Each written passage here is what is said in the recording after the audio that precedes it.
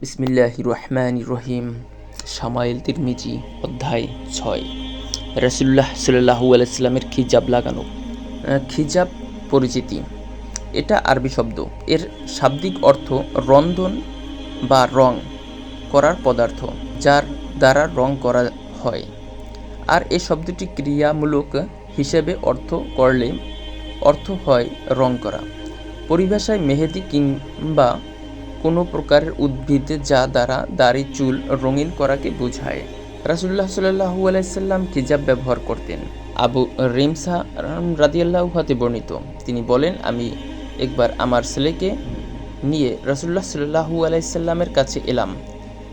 তিনি তখন জিজ্ঞেস করলেন, এ ছেলেটি কি তোমার? আমি বললাম, জি হ্যাঁ। আপনি যদি এর সাক্ষী থাকতেন। তিনি বললেন, সে অপরাধ করলে তা তোমার উপর বর্তাবে না, এবং তুমি অপরাধ করলে তার উপর বর্তাবে না। বর্ণনাকারী বললেন, তখন আমি তার কেশ লাল দেখলাম। আবু হুরায়রা রাদিয়াল্লাহুকে জিজ্ঞেস করা হলো, রাসূলুল্লাহ সাল্লাল্লাহু আলাইহি সাল্লাম কি খিজাব ব্যবহার করতেন? তখন তিনি বললেন, হ্যাঁ। আনাস রাদিয়াল্লাহু হতে বর্ণিত, তিনি বলেন, আমি রাসূলুল্লাহ সাল্লাল্লাহু আলাইহি সাল্লামের মাথায় চুল খিজাবকৃত দেখেছি। ব্যাখ্যা: কালো খিজাব ব্যবহার করা জায়েজ নয়।